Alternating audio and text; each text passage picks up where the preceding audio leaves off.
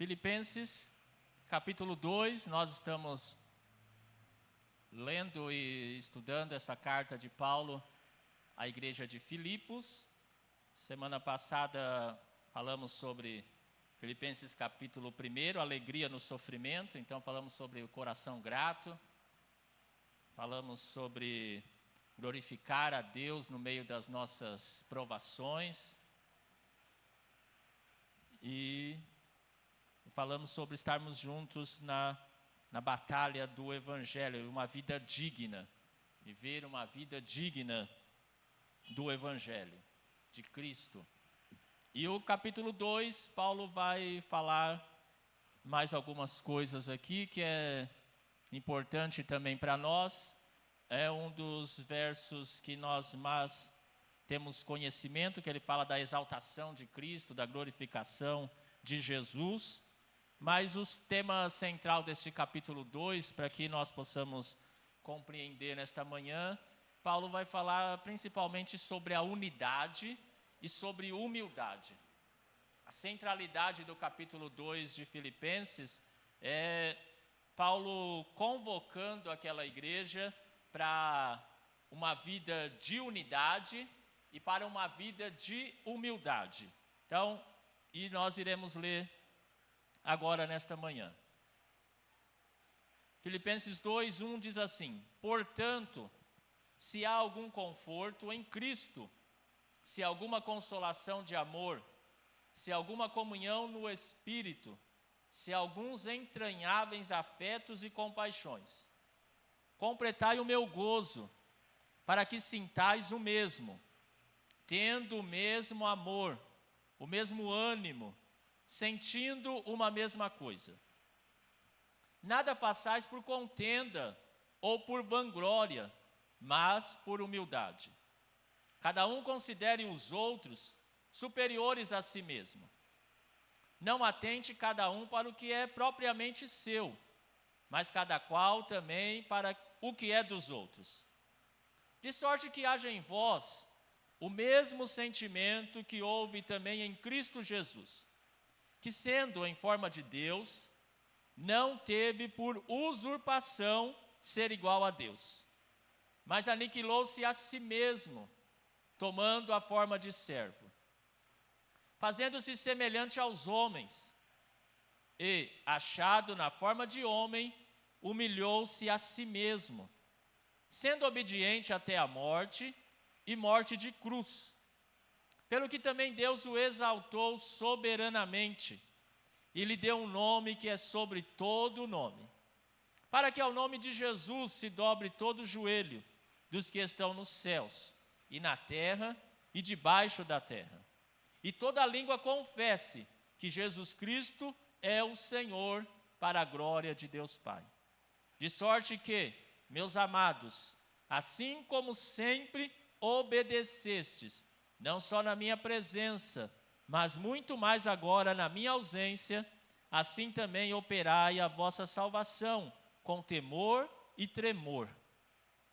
Porque Deus é o que opera em vós, tanto o querer como o efetuar, segundo a sua boa vontade. Fazei todas as coisas sem murmurações, nem contendas, para que sejais irrepreensíveis e sinceros, filhos de Deus, inculpáveis no meio de uma geração corrompida e perversa, entre a qual resplandeceis como astros no mundo, retendo a palavra da vida, para que, no dia de Cristo, possa gloriar-me de não ter corrido nem trabalhado em vão. E ainda que seja oferecido por libação sobre o sacrifício e serviço da vossa fé, folgo e me regozijo com todos vós. E vós também regozijai-vos, e alegrai-vos comigo por isto mesmo. E espero no Senhor Jesus, que em breve vos mandarei Timóteo, para que também eu esteja de bom ânimo, sabendo dos vossos negócios. Porque a ninguém tenho de igual sentimento, que sinceramente cuide do vosso estado. Porque todos buscam o que é seu, e não o que é de Cristo Jesus. mas bem sabeis qual a sua experiência, e que serviu comigo no Evangelho, como filho ao Pai. De sorte que espero enviá-lo a vós, logo que tenha provido a meus negócios.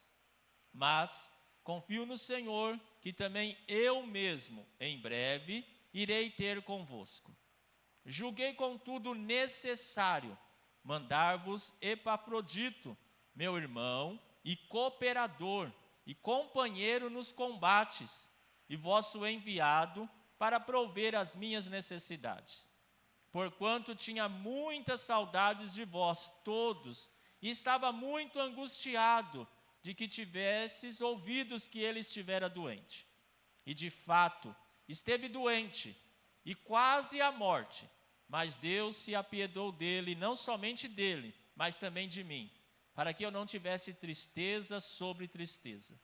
Por isso vou-lo enviei mais depressa, para que vendo outra vez, regozijeis, e tenha menos tristeza. Recebei-o, pois, no Senhor, com todo gozo, e tende-o em honra, porque pela obra de Cristo, chegou até bem próximo da morte, não fazendo caso da vida, para suprir para comigo a falta do vosso serviço. Amém. Vamos orar e pedir ao Senhor falar conosco nesta manhã. Senhor Jesus, estamos diante da Tua presença, já te damos glórias, louvores por tudo que o Senhor tem feito por nós. Senhor amado, louvamos o Teu nome, te engrandecemos e agora estamos diante da Tua palavra. Eu peço a Tua graça, a Tua misericórdia, a Tua sabedoria, o Teu Espírito, Senhor, a autoridade para nesta manhã falar da Tua palavra, que ela possa encontrar lugar, Senhor, em cada coração, em cada vida nesta manhã, que ela seja um refrigério, que ela seja, Senhor, uma palavra que nos transforme, que nos confronte e que nos faça melhor na Tua presença. Pai querido, nós queremos ser grato a Ti e eu peço que o Senhor continue falando com cada um de nós, no nome de Jesus. Amém. Então,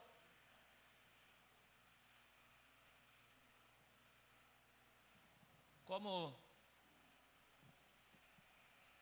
nós falamos a semana passada, a carta está impregnada sobre a alegria. É Paulo manifestando a sua alegria, a sua gratidão a esses irmãos da igreja de Filipos. E neste capítulo 2, por umas 5 vezes, ele usa essa palavra alegria, ou na minha tradução está regozijai-vos, na de vocês deve estar alegria, mas ele vai também neste capítulo 2 ter esse sentimento de alegria.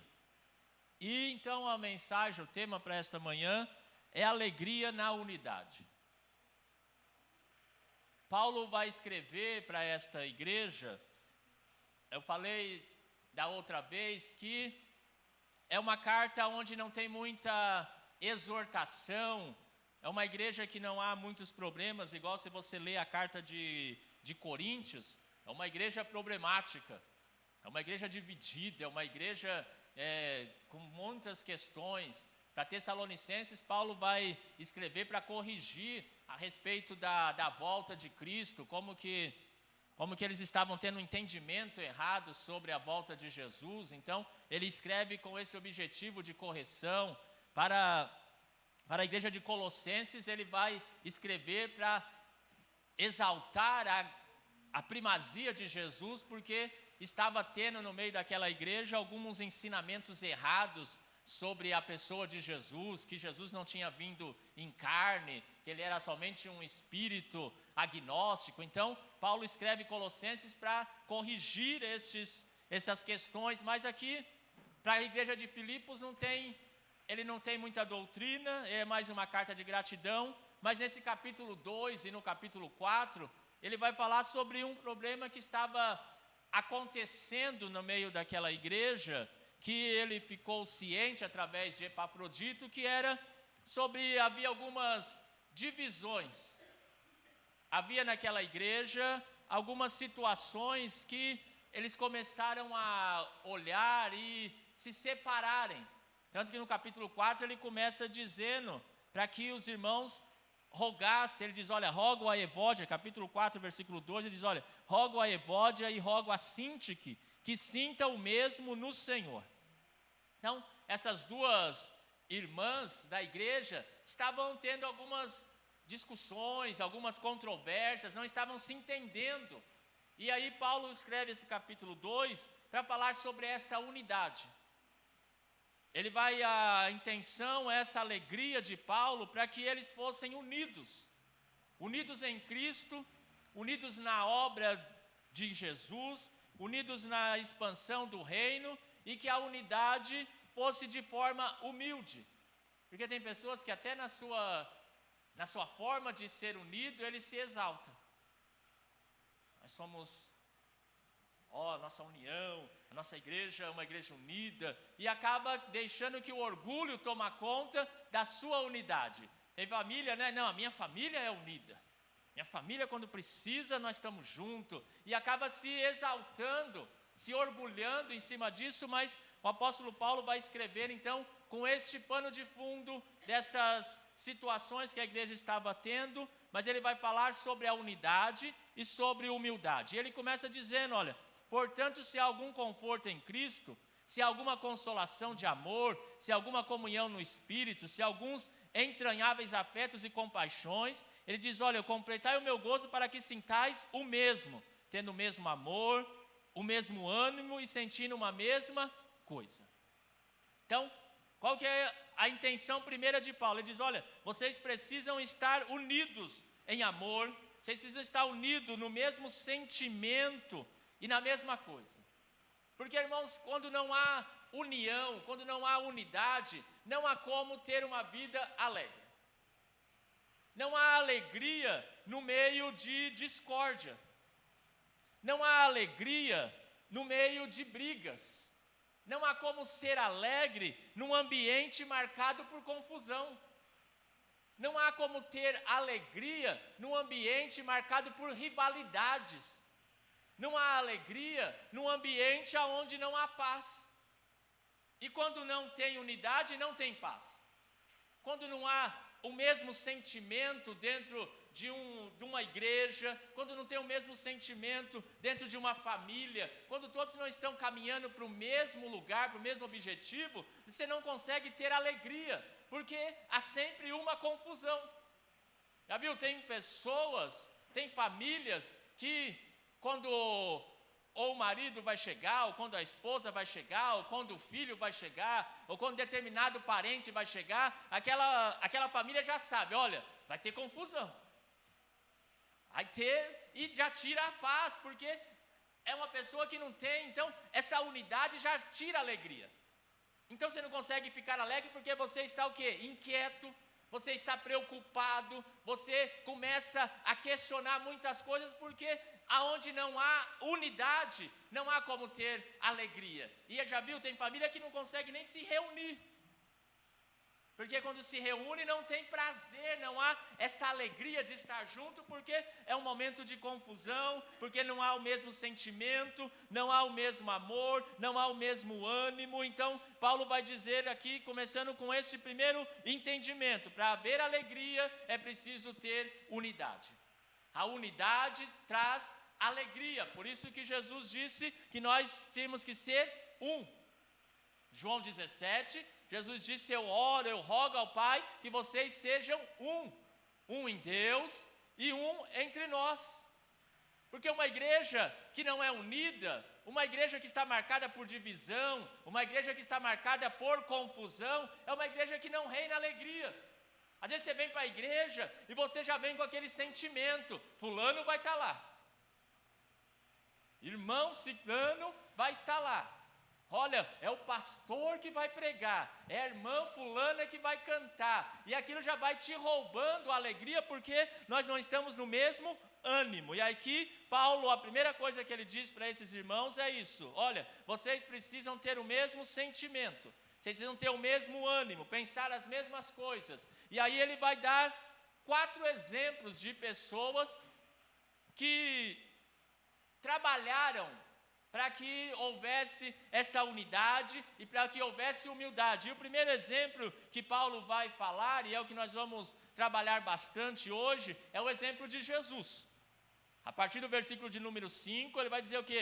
Que haja em vocês o mesmo sentimento que houve em Jesus Cristo. Então, o primeiro exemplo que Paulo fala de unidade e de humildade, ele vai pegar Jesus como exemplo. O segundo está a partir do verso 17, ele fala de si mesmo. Paulo vai falar, olha, eu estou sendo oferecido por libação, por sacrifício, em serviço da vossa fé. Ele está dizendo, olha, eu estou disposto a morrer, a me entregar em sacrifício, em benefício da fé de vocês. E aí ele diz, olha, e me regozijo com todos vós. Ele diz, é com alegria que eu me entrego. Se eu precisar morrer por causa da fé, se eu precisar morrer por causa do amor por esta igreja, eu estou disposto. Então Paulo, com humildade, ele está se entregando para que a igreja permanecesse unida. Então, o segundo exemplo que ele dá é dele mesmo. Ele diz, olha, eu, Paulo, estou disposto a me entregar. Depois ele vai falar sobre Timóteo. A partir do verso 19, ele vai trazer o exemplo de Timóteo. Ele diz, olha, Timóteo também tem o mesmo sentimento que eu. Timóteo não procura o seu próprio interesse. Timóteo está trabalhando com sinceridade para o que é de Cristo Jesus. Diferente de alguns outros aí que estão buscando para si mesmo, que estão preocupados consigo mesmo, Timóteo não. Timóteo se sacrificou, Timóteo abriu mão de muitas coisas para estar comigo na pregação do Evangelho. Então, Timóteo é um outro exemplo que Paulo vai dar aqui sobre essa questão da humildade, da renúncia e da unidade. Ele diz, olha, Timóteo está junto comigo. Então, Jesus, Paulo, Timóteo, e o quarto exemplo que ele vai falar é sobre Epafrodito. Ele diz, olha, a partir do verso 25, Epafrodito é meu irmão, Epafrodito é meu cooperador, e Epafrodito é um companheiro nos combates. Nos combates que Paulo está falando aqui é nas lutas. Ele está dizendo, olha, Epafrodito foi um companheiro nas minhas lutas. Nas minhas guerras, Epafrodito estava comigo. Epafrodito é um cooperador, ele é um ajudador, ele está junto. E ele é um irmão. Então Paulo vai dizer que, ele vai dar o exemplo de Epafrodito e diz, olha, e eu sei que ele, por causa de vocês, ele quase morreu. Termina o versículo 30 dizendo exatamente isso, olha, ele chegou próximo da morte. Por amor de vocês, para chegar até aqui e trazer, como eu falei para os irmãos, era uma viagem de quase um mês para chegar aonde Paulo estava de Filipos para Roma. Naquele tempo era uma viagem de quase um mês, não é como nós temos hoje, todo esse conforto. E você imagine ele com recursos, com dinheiro ali, então era uma viagem perigosa. E Paulo diz que ele chegou quase à morte, depois nessa viagem ele ainda ficou doente. E esse amor que ele tinha por esta igreja, se você ler aí no verso 27, de fato esteve doente quase à morte, mas Deus apiedou dele, não somente dele, mas também de mim, para que não tivesse tristeza sobre tristeza. E aí ele vai dizer que Epafrodito ficou tão angustiado, porque a notícia da sua doença tinha chegado na igreja, e ele ficou preocupado, ele está doente, quase à beira da morte, mas ele está preocupado como a igreja vai receber a notícia da sua enfermidade. Então Paulo está dizendo, olha, é esse o exemplo que eu quero que vocês tenham. É esse exemplo de unidade, é esse exemplo de humildade que vocês precisam seguir. Para quê? Para que o Evangelho seja melhor. Para que vocês tenham isso como exemplo para a vida de vocês.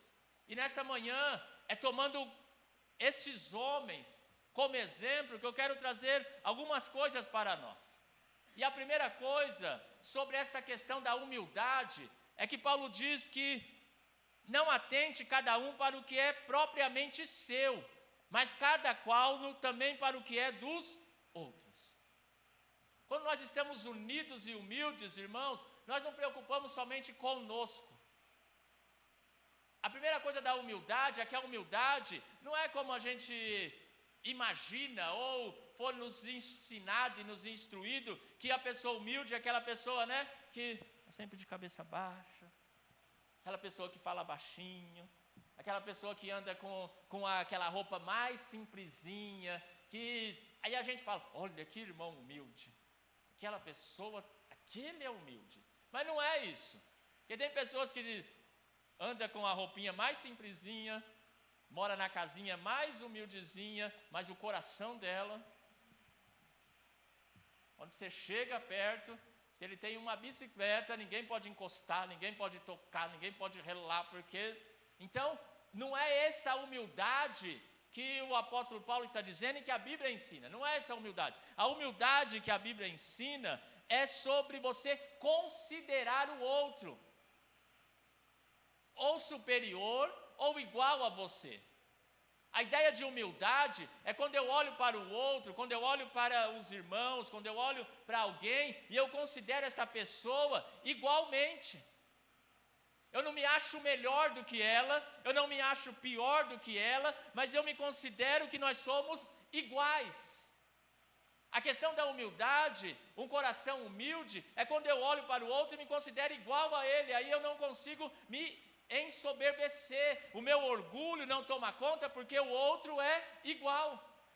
E quando eu encontro, e quando eu vejo que o outro é igual a mim, quando eu percebo que o outro tem as mesmas questões que eu, sabe o que acontece, irmãos? Aí é que Paulo diz, aí eu não procuro ser superior, e eu não vou tentar de alguma forma, buscar somente os meus próprios interesses. Quando eu olho para o outro como igual, o meu interesse vai ficando de fora. Quando eu olho para o outro, num sentimento de que todos nós somos iguais perante a Deus, que todos nós somos iguais diante da sociedade, eu não consigo olhar com esse olhar de arrogância, com esse sentimento de orgulho de ser melhor, porque o outro também é igual a mim. Esse é o primeiro ponto da humildade, é isso que Paulo diz. Então, quando eu sou uma pessoa humilde, quando eu tenho esse sentimento de humildade, ele diz, olha, cada um considere os outros superiores a si mesmo, e não atente cada um para o que é propriamente seu, mas cada qual também para o que é dos outros. Na unidade, na humildade, nós temos que olhar para o outro nesse sentimento de igualdade, e foi isso que a igreja primitiva tinha. Atos capítulo 2 vai falar que os irmãos viviam o quê? Unidos na doutrina dos apóstolos, eles viviam unidos na comunhão, no partir do pão, e quando havia necessidade entre eles, eles repartiam, porque eles se sentiam iguais. Eles olhavam uns para os outros dentro da igreja, dentro daquela religião, dentro daquele lugar, como todos eram iguais uns aos outros. Não tinha ninguém que se achava superior. Os apóstolos não se achavam superior à igreja, os demais irmãos não se achavam superior aos apóstolos, mas todos tinham o mesmo sentimento, todos tinham o mesmo coração, todos tinham o mesmo ânimo, sentindo a mesma coisa. Nós não podemos se conformar, irmãos, numa igreja onde cada um quer uma coisa. Nós não podemos caminhar junto, onde cada um pensa de forma diferente. Você não pode construir a sua família, você não pode construir os seus relacionamentos a partir de que cada um pensa. E sabe qual que é o problema hoje? É assim, cada um tem a sua verdade. O grande problema da nossa vida hoje é que cada um tem a sua verdade. Ninguém mais tem verdade absoluta. Ah, mas eu acho que é assim. Eu penso desse jeito. E aí nós vamos caminhando e cada um vai construindo as suas ilhazinhas em cima da sua verdade, mas nós só temos uma verdade. A única verdade é a palavra de Deus, porque Jesus disse, eu sou o caminho, a verdade e a vida. Ele diz, olha, eu sou a verdade é Jesus. É por isso que Paulo vai dar o exemplo de Jesus, porque Jesus é a verdade. A verdade é do Evangelho, e Paulo diz, se nós quisermos ter uma vida de unidade, dentro das nossas comunidade cristã, dentro da nossa família, nós precisamos ter o mesmo sentimento, nós precisamos ter o mesmo ânimo, nós precisamos sentir a mesma coisa, nós precisamos estar unidos no mesmo propósito. Nós podemos até pensarmos diferente, mas se a gente quiser chegar em algum lugar, nós precisamos estar juntos. Não tem como, é um barco a remo e precisa ser sincronizado.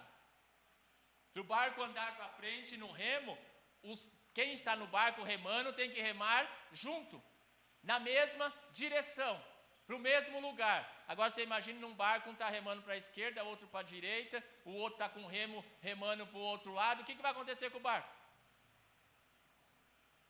Ou ele vai ficar rodando e não vai sair do lugar, ou esse barco vai virar.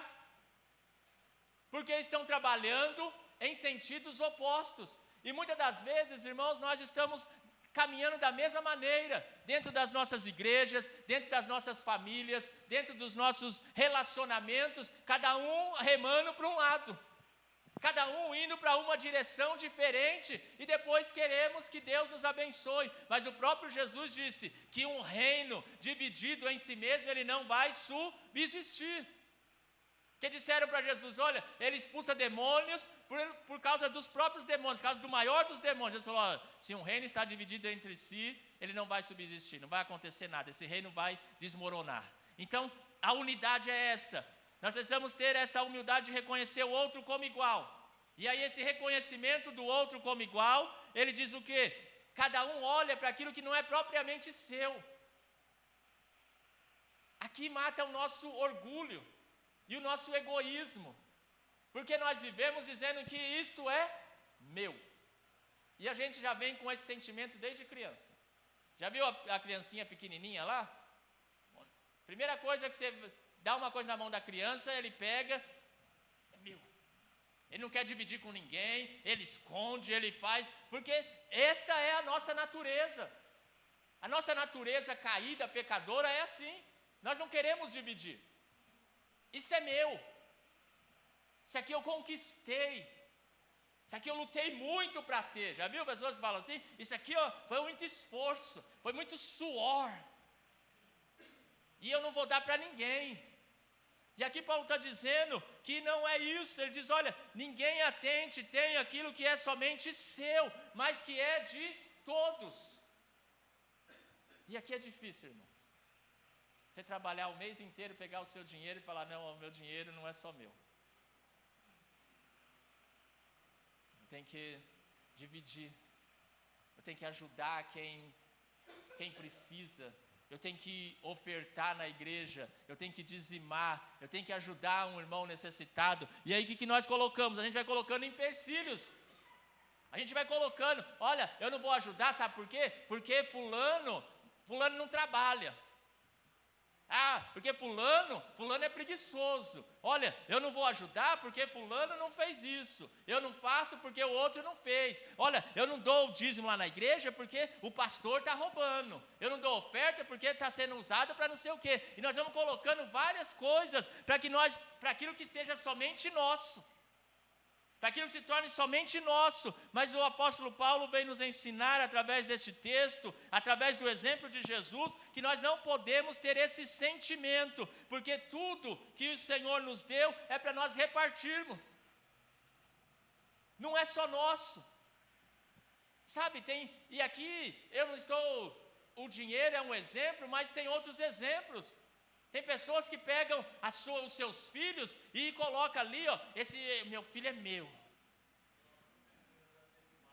Esse aqui, ó, ninguém faz nada, ó, meu filho, olha, é minha criancinha. E já viu, aí faz tudo pelaquela criança, ninguém pode encostar a mão, ninguém pode falar nada, ninguém pode chamar a atenção, porque olha, meu filho não. E a gente vai criando, porque o meu filho é meu. E nós temos dificuldade até de entregar para Deus os nossos filhos. Fazer aquela oração de Ana, de voltar e dizer, Senhor, olha, é teu.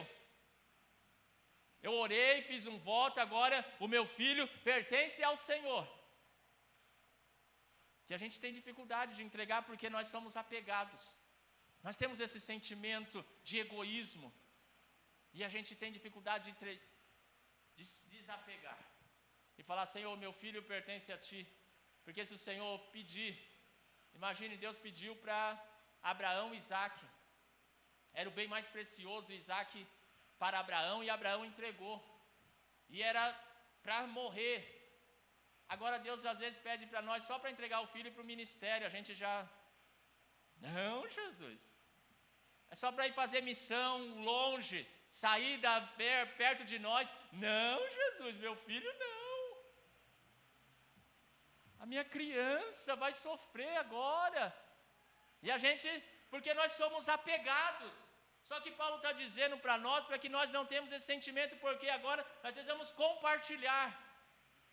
Nós somos uma comunidade de compartilhamento, e o compartilhar é que vai nos mostrar se nós realmente estamos comprometidos com a mensagem do Evangelho. O Evangelho não é uma mensagem egoísta, o Evangelho não é uma mensagem centrada nas nossas vontades e nos nossos próprios desejos. O Evangelho é uma mensagem de doação. O Evangelho é uma mensagem de entrega. Porque aí Paulo vai dizer, olha o exemplo de Jesus. Ele diz, olha, tende agora o mesmo sentimento que houve também em Cristo Jesus. E aí ele vai dar o exemplo de Jesus, e nós vamos rapidamente aqui nos exemplos de Jesus. Que sendo em forma de Deus, não teve por usurpação ser igual a Deus. Primeira coisa que Paulo vai dizer para nós, que nós devemos andar nossa caminhada cristã de humildade e de unidade, olhando para Jesus. O exemplo principal é Jesus, e Jesus fez o quê? Ele era Deus. Ele é Deus. A essência de Jesus é a essência divina. 100% homem, 100% Deus. Jesus nunca deixou de ser Deus. Porque tem pessoas que dizem, olha, quando Jesus estava aqui na terra, ele não era Deus. Não, ele continuou sendo Deus. Ele tinha todos os atributos divinos. A única coisa que ele fez é que ele não fez isso, ele deixou, ele não usurpou esse poder. Ele abriu mão desse poder divino. Jesus, por vontade própria, ele parou de usar o seu poder divino. Então, ele continuou sendo eterno, ele continuou tendo todo o poder, ele continuou sendo onipresente, onisciente, mas o que ele fez? Ele falou, olha, eu vou parar tudo isso aqui, eu não vou usar. É isso que Paulo está dizendo, ele não teve por usurpação ser igual a Deus. E o grande problema nosso é exatamente isso. Por que Adão e Eva pecou lá no Éden? Qual que foi a mensagem de Satanás? Olha, vocês vão ser igual a Deus. Deus não quer que você coma deste fruto, desta árvore, porque o dia que vocês comerem, vocês vão ser igual a Deus. A tentação foi essa, vocês vão ser igual a Deus. O primeiro Adão caiu nesta mentira, olha, coma que você vai ser igual a Deus. Mas o Jesus, o segundo Adão, aquele que era realmente Deus, ele disse, eu vou anular a minha condição de ser Deus, para que eu possa abençoar outras vidas. Então, a primeira coisa de humildade, de unidade, é que às vezes nós precisamos anular a nós mesmos. Sabe, para manter a unidade, às vezes eu preciso deixar as minhas próprias vontades. Às vezes eu preciso parar de pensar primeiro em mim, para que as coisas continuem fluindo em unidade, para que a igreja caminhe bem, para que a família caminhe bem, para que a minha vida caminhe bem. Às vezes eu preciso abrir mão, é isso que Paulo está dizendo. Não busque somente os seus próprios interesses, é isso que Jesus está fazendo. Ele poderia ser ali, usar todo o seu atributo de Deus, mas ele abre mão. Ele diz, olha, eu não tenho essa usurpação. Enquanto a mensagem do diabo para Adão foi, você vai ser igual a Deus, ele fez a mesma coisa com Jesus, mas Jesus disse, eu não quero. Porque quando ele tenta Jesus lá no deserto, qual que é a primeira coisa que ele fala? Se você é o Filho de Deus, transforme essas pedras em pão.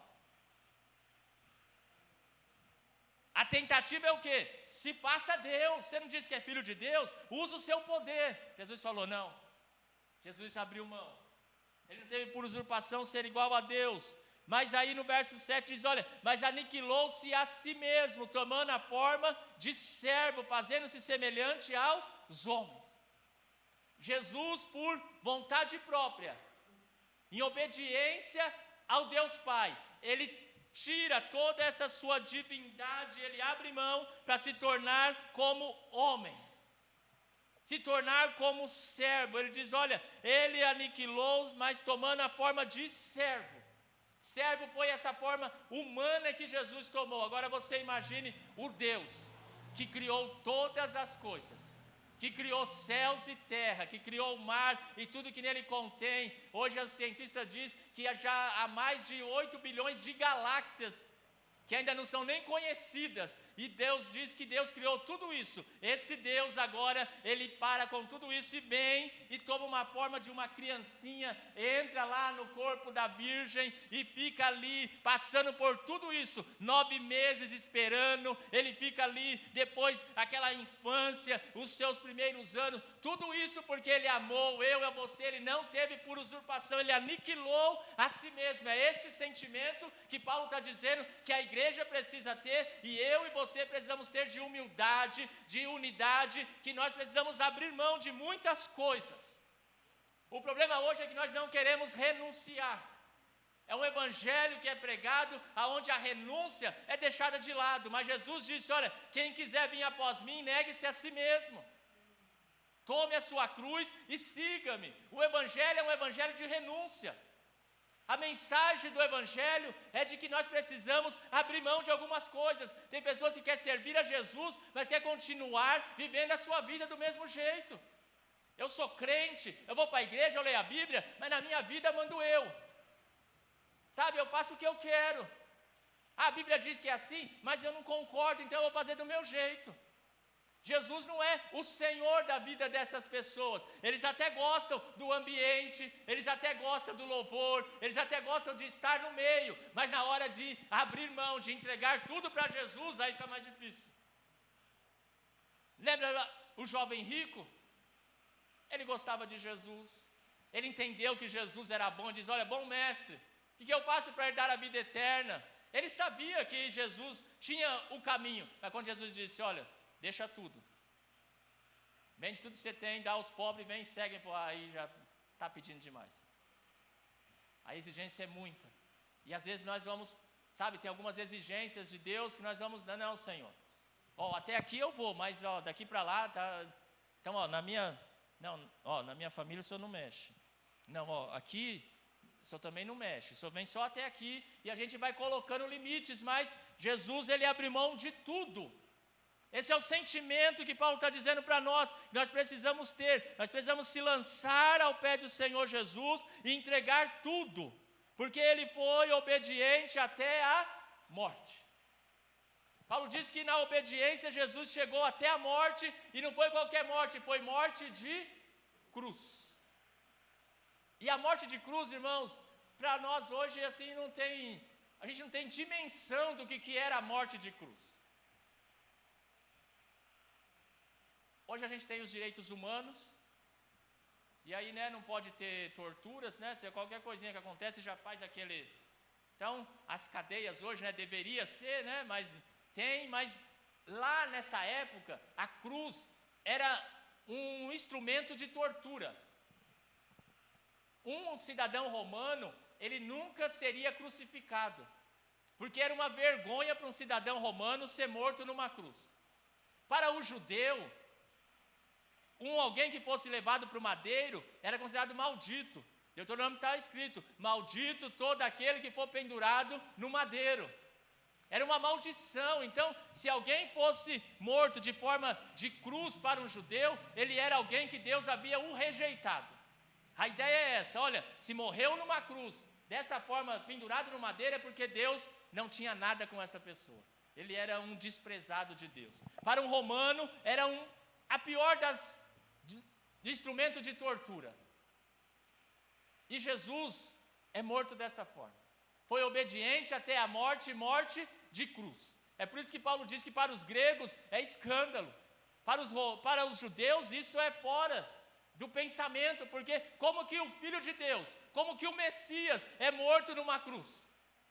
Como que ele se torna isso? Então, eles não conseguem compreender, mas Jesus foi obediente, ele abriu mão de toda a sua glória para olhar para mim e para você, e ele foi morto, foi obediente até a morte, e a pior das mortes, morte de cruz.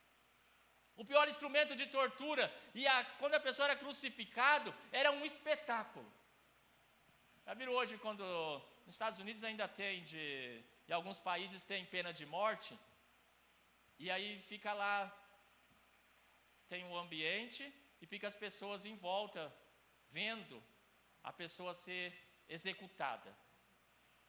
Na história antiga, na Idade Média, quando alguém era colocado para morrer numa fogueira, ou decapitado, ou enforcado, se reunia a cidade toda para ver aquela ação. E era uma forma de dizer, olha, é assim que a gente faz com quem não anda na linha.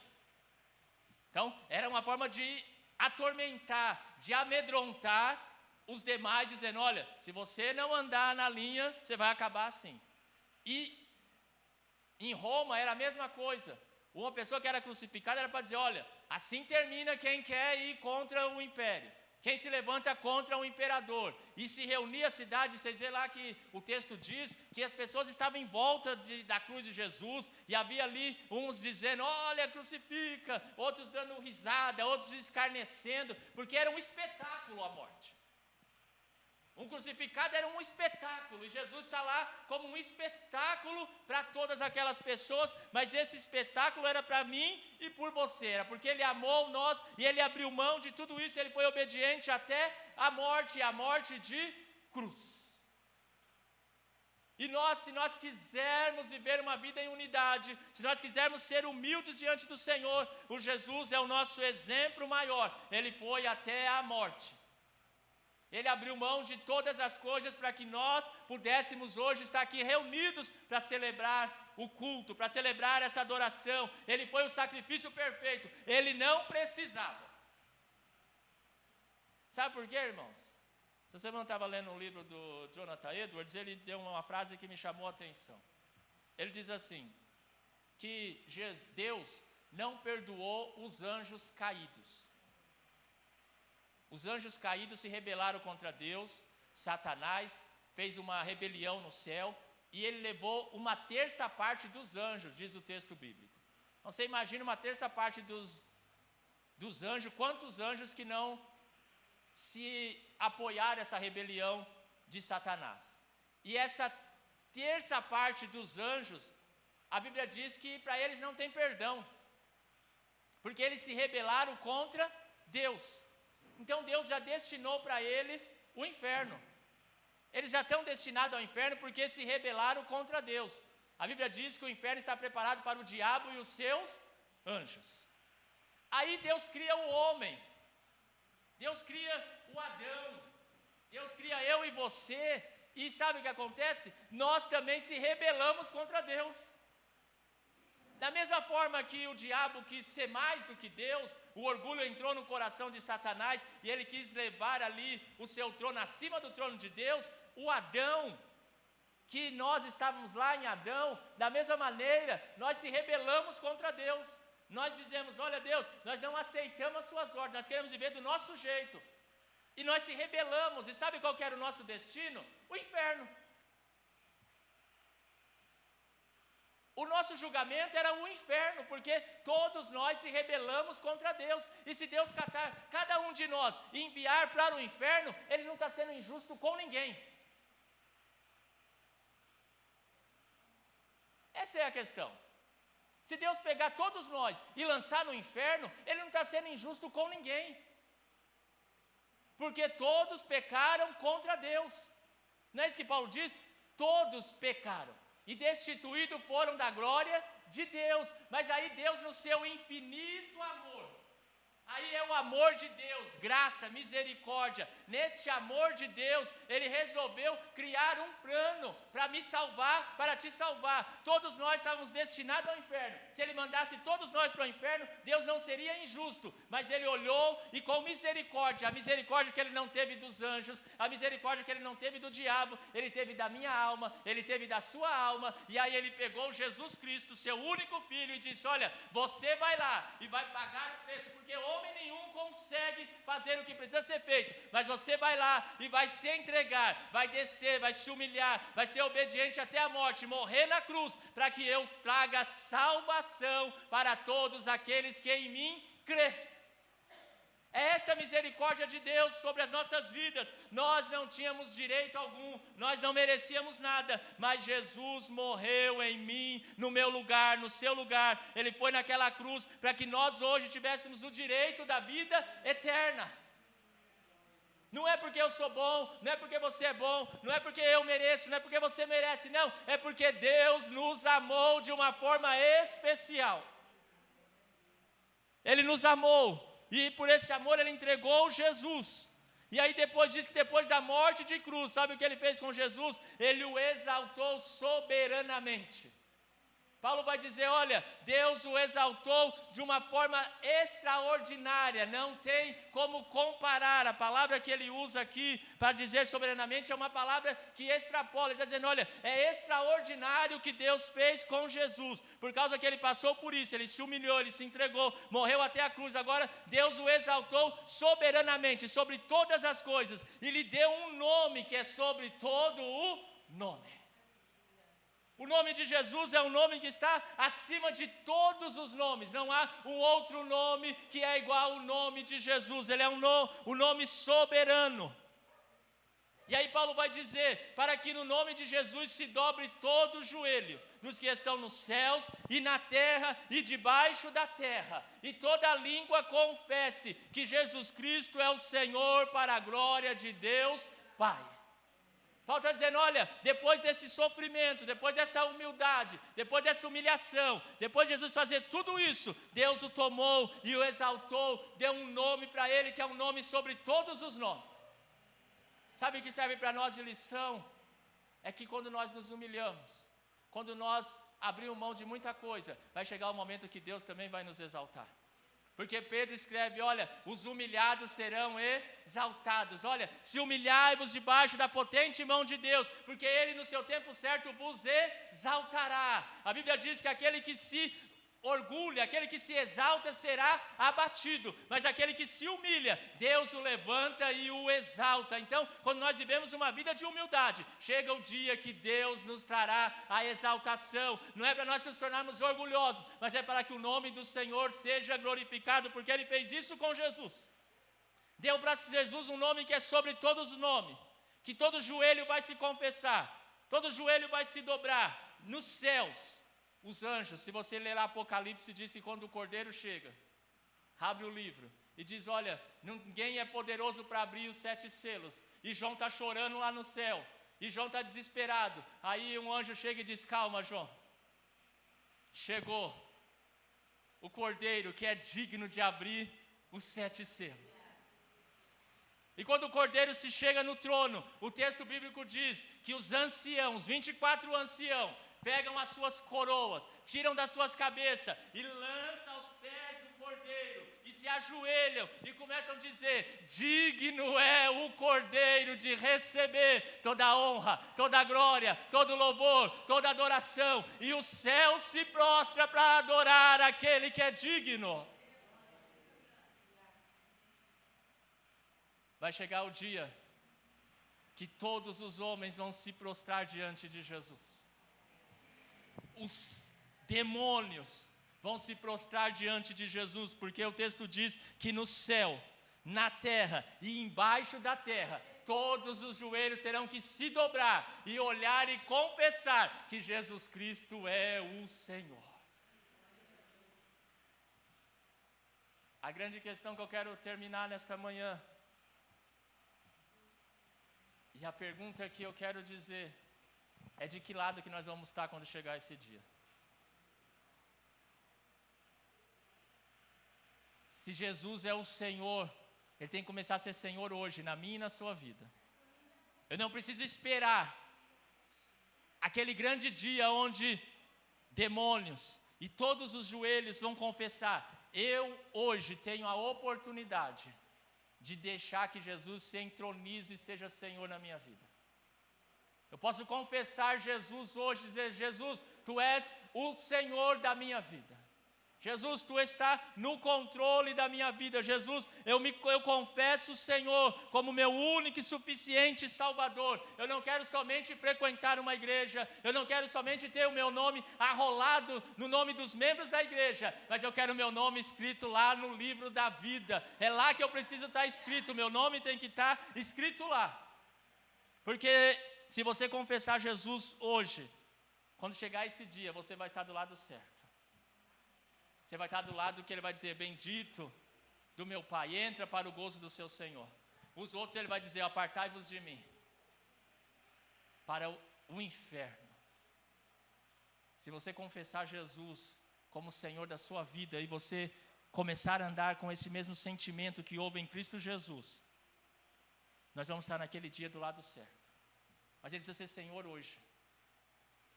Sabe, nós não podemos só querer Jesus para ser o nosso Salvador e pronto, acabou. Ele tem que ser Senhor da minha e da sua vida, Ele tem que controlar a minha e a sua história. Você precisa confessar, não só com a boca, mas com o coração, porque Paulo diz que aquele que confessa com a boca e crê no coração, esse está salvo. O crer no coração é se entregar totalmente, é deixar que Jesus rege a sua vida, porque muitas das vezes, irmãos, o Jesus não é o Senhor, Ele é Senhor do universo, mas não é Senhor da minha vida. A minha vida, eu tomo as minhas decisões, eu ando do jeito que eu quero, eu faço o que eu quero, eu ando da maneira que eu penso, eu faço a vida do jeito que eu quero, eu caminho da maneira que eu bem entendo, porque Jesus não é Senhor. Mas nesta manhã, eu te convido, mesmo que você já seja crente, mesmo que você já seja batizado, mesmo que você já faça parte da comunhão da igreja, mas você precisa deixar que Jesus seja o Senhor da sua vida. Porque só fazer parte disso aqui, irmãos, é bom. Mas se Jesus não for Senhor, se Ele não controlar a mim e a você, de nada faz sentido. Porque é esse sentimento de humildade, eu abro mão de tudo por causa de Jesus. Eu entrego tudo por causa de Jesus, é isso que Paulo está dizendo. Nós precisamos ter o mesmo sentimento que houve em Cristo Jesus. Que sendo Deus, não teve por usurpação ser igual a Deus, mas aniquilou-se a si mesmo, tomou a forma de servo, fazendo-se semelhante aos homens, achado na forma de homem, humilhou-se a si mesmo, sendo obediente até a morte, morte de cruz. E Deus o exaltou e lhe deu um nome que é sobre todo o nome. E que todos vão confessar que Ele é Senhor, mas nós temos a oportunidade de já confessar a partir de hoje. Não precisamos esperar aquele grande dia, mas nós podemos hoje dizer: Jesus, seja o Senhor da minha vida. Que você possa participar da ceia do Senhor nesta manhã com esse sentimento. Não deixe que o orgulho tome conta do seu coração. Se for preciso, abre mão. Sabe, às vezes nós ficamos brigando porque a gente quer ter razão. Eu tenho razão. A gente vai brigando e vai perdendo a paz, vai perdendo a alegria, porque a gente quer ter razão.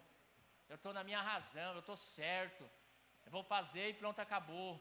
E aí você não vai seguir no exemplo de Jesus, que mesmo com toda a razão, Ele abriu mão. Ele diz: deixa para lá, eu vou. Qual que é o plano de Deus? É esse? Então eu vou seguir o plano de Deus. É ir até a morte, então eu vou morrer. É até a cruz, então eu vou até a cruz. Às vezes nós precisamos abrir mão de algumas coisas para ganharmos o reino de Deus, e às vezes para ganhar também paz ao nosso redor, paz na nossa casa, paz na sua família, paz na igreja. Nós precisamos ter o mesmo sentimento que houve em Cristo Jesus, que não pensou somente nele, mas pensou nos outros, pensou em mim, pensou em você. Curva a sua cabeça.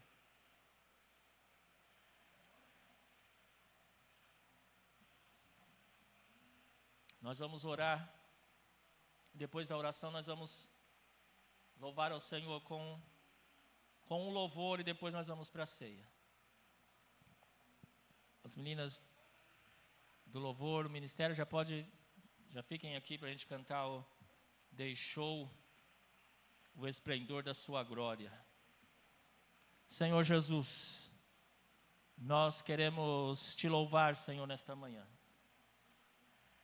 para que o Senhor possa entrar nos nossos corações, para que haja em nós o mesmo sentimento que houve em Ti, Senhor, de humildade, de renúncia, de entrega, para que nós fôssemos alcançados pela Tua graça.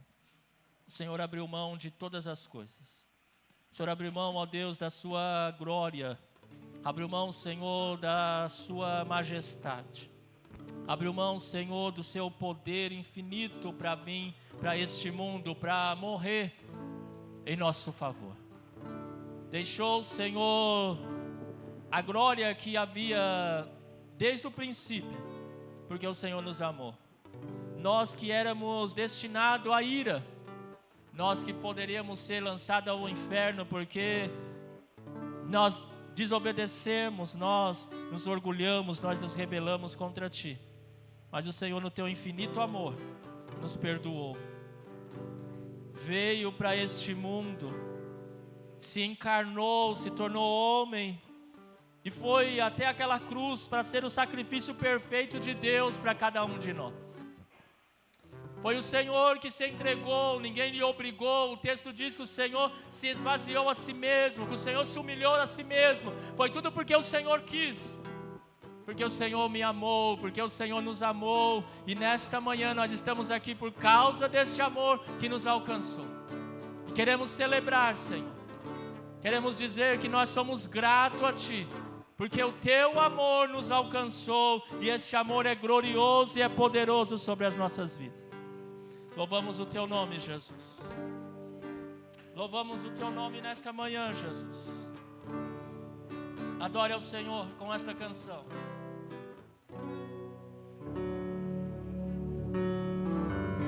Que declara exatamente isso. Que Ele deixou o esplendor de Sua glória, sabendo o destino aqui. Estava pobre e sozinho no golpe, para dar a sua vida por mim e por Ti. Adore ao Senhor, porque se isso não for amor, nada mais faz sentido.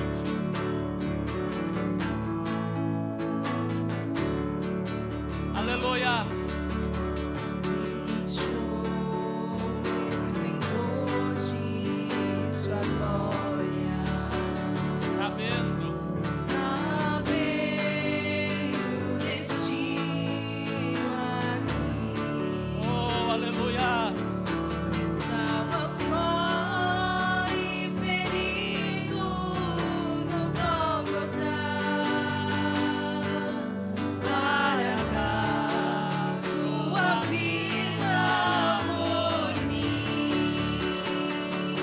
Nesta manhã, se isso não for amor, se isso não for amor, oh, aleluia. O céu não é real,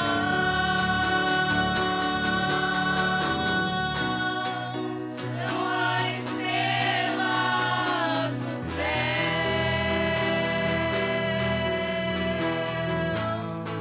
As andorinhas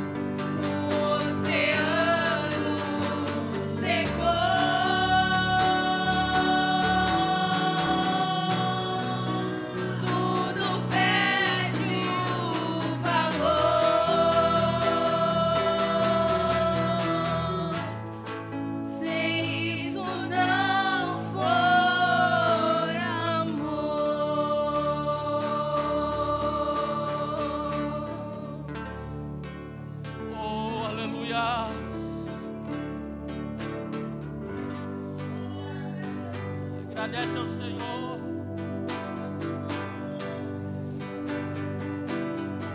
Oh, aleluia.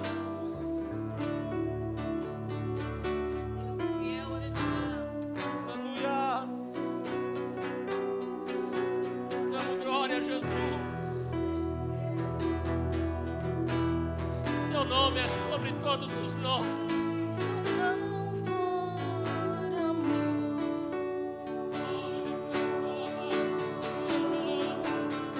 se isso não for amor,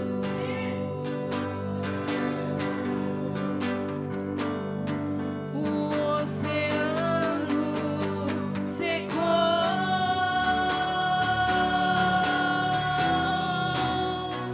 não há estrelas no céu. Obrigado, Jesus. As andorinhas não voam mais, se isso não for amor.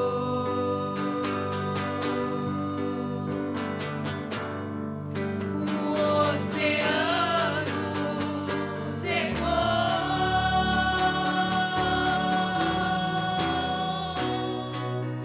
Tudo perde o valor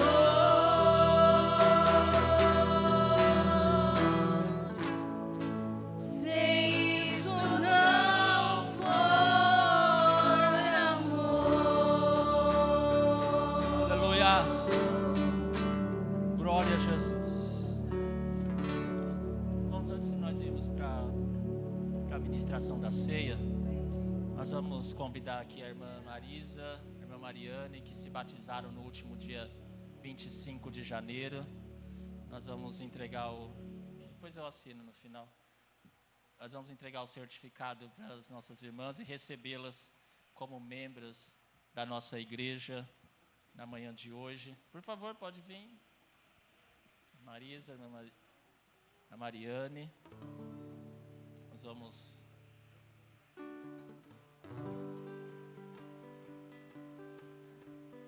A partir de hoje elas são membros da nossa igreja, com todos os direitos e deveres que um membro tem. Então nós vamos entregar esse certificado de lembrança, recordação, primeiro aqui para a irmã Marisa, parabenizando por essa decisão, que Cristo abençoe, tá bom? Estamos felizes.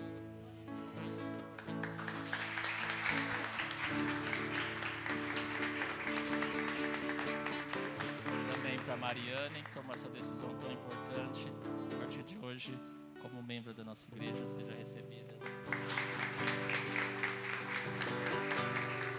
Amém? Podem voltar para o lugar de vocês. Deus abençoe. Então aí as nossas novas duas membras. Nós vamos ler Mateus capítulo 26. Convidar aqui o irmão Erasmo, o irmão Rafael, para nós fazermos a oração, distribuir a ceia. Mateus 26, a partir do verso 17, fala sobre a última Páscoa e a Santa Ceia. E a partir do verso 26, quando Jesus institui a ceia, ele diz assim: enquanto comiam, Jesus tomou o pão e, abençoando-o, partiu e deu aos seus discípulos e disse: tomai, comei, isto é meu corpo. E tomando o cálice e dando graças, deu-lhe, dizendo: bebei dele todos, porque isto é meu sangue, o sangue do Novo Testamento, que é derramado por muitos para a remissão dos pecados. E digo-vos que desde agora não beberei deste fruto da vide até aquele dia em que o beba de novo convosco no reino de meu Pai. Então, nós celebramos aqui hoje, mas ele aponta para aquele dia que nós vamos estar todos juntos celebrando. E naquele dia não vai ser o Erasmo, não vai ser o Rafael, não vai ser o Luciano, não vai ser ninguém.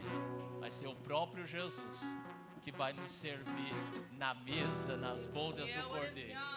Vale a pena renunciar, vale a pena abrir mão, vale a pena se entregar, porque naquele dia é o próprio Jesus que vai nos servir naquela mesa e dizer: olha, filho, esse aqui foi por você, porque você creu no meu sacrifício. Então nesta manhã nós já vamos estar relembrando um pouquinho daquilo que o Senhor fez por nós e do que tem preparado para nós, porque o que tem preparado para nós é muito melhor. Quando Paulo diz lá em Coríntios que aquilo que os olhos não viram, que os ouvidos não ouviram, que não desceu o coração do homem, é isso que Deus tem preparado para nós. Não é carro, não é casa, não é mansão aqui nessa terra, não é saúde perfeita. O que Ele tem preparado para nós é naquele dia Ele chegar na mesa e dizer: vem, bendito do meu Pai, venha cear comigo, porque você venceu e lavou as suas vestes na vestidura do Cordeiro. É essa que espera por cada um de nós. Isso aqui é só um lembrete, é só um deslumbre do que vai ser aquele dia. Então participe nesta manhã com esse sentimento. Ore o Senhor, Rafael. Nas paz. Senhor, é no nome de Jesus que nós queremos te glorificar e te bendizer. Em gratidão pela oportunidade de estar em tua presença, em gratidão por ouvir a tua palavra, principalmente, Senhor, em gratidão pelo sacrifício do teu Filho Jesus, que lá na cruz do Calvário se doou por nós, vertendo o seu sangue que purifica os nossos pecados e entregando o seu corpo, que é o símbolo que nos alimenta. Ó Pai, nesta manhã, em nome de Jesus Cristo, teu Filho, nós queremos pedir a tua graça para mais uma vez participar do corpo e do sangue de Cristo, pedindo perdão pelos nossos pecados, Senhor, mas também acreditando que no momento em que nós ingerirmos o pão e o cálice, o Senhor também pode usar de benevolência e curar as nossas enfermidades, sarar o nosso corpo físico, Senhor, para que melhor nos apresentemos diante de Ti. É no nome de Jesus Cristo, ó Pai, que nesta manhã nós queremos Te agradecer pela cura espiritual, mas também pela cura física, que somente o Teu corpo e o Teu sangue pode nos proporcionar. Amém. Glória a Jesus. Você que vai participar, está em comunhão com a igreja, com o seu irmão, se coloque em pé para que você receba os elementos nesta manhã. Vamos lá, pode ir. Enquanto você vai pegando o elemento, como é de costume na nossa igreja, você pegue, espere que nós vamos participar todos juntos no mesmo instante.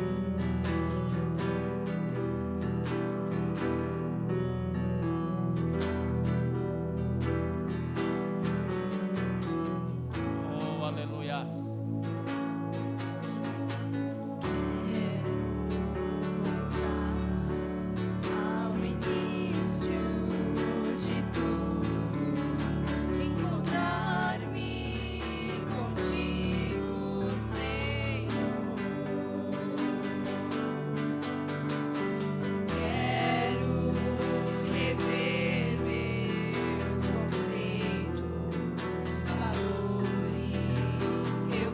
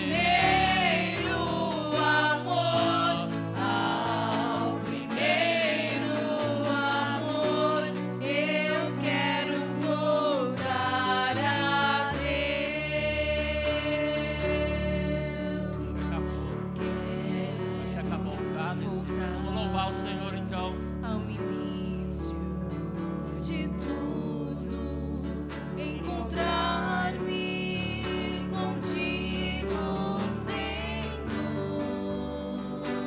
Pede para o Senhor renovar a sua vida. Quero rever meus conceitos. Uma manhã de renovo, de conserto, de mudança, Eu quero quebrantamento. Amanhã o Senhor pode nos transformar, Vou regressar ao nos caminho. levar de volta a Ele. Vou ver as primeiras obras, Senhor. Amanhã de arrependimento. Eu me arrependo, Senhor, me arrependo, Senhor, me arrependo, Senhor. Eu quero voltar ao primeiro amor, ao primeiro amor. Eu quero voltar a Deus. Só a igreja, eu quero voltar. Eu quero voltar ao primeiro amor, ao primeiro amor. Eu quero voltar a Deus. Oh, aleluia.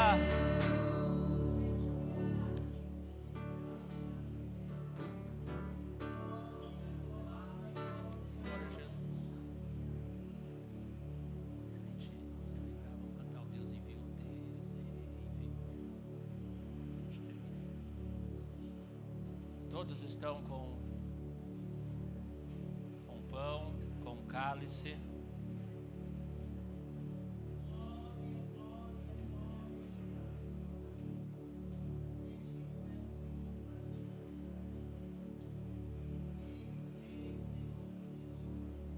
Aleluia.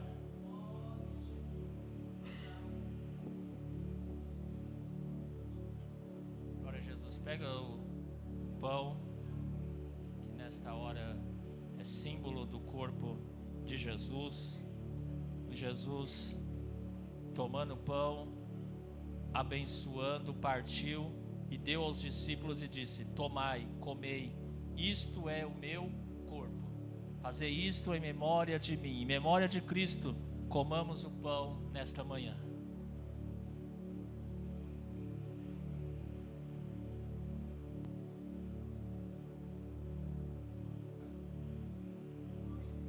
E tomou o cálice, deu graças, dizendo: bebei dele todos, porque isto é o meu sangue, o sangue do Novo Testamento, que é derramado por muitos para a remissão dos pecados.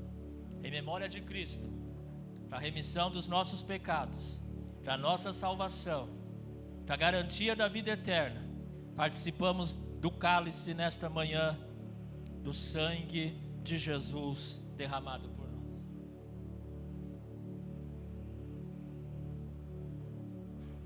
Aleluia.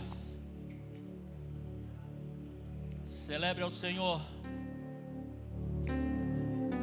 Louve a Ele com adoração, com gratidão, com glória, com aleluia, com palmas. Tudo seja para a honra, glória, louvor e adoração do Senhor. Porque Deus nos amou, por amor enviou o seu Filho naquela cruz por mim e por você. Vamos gratos, Jesus.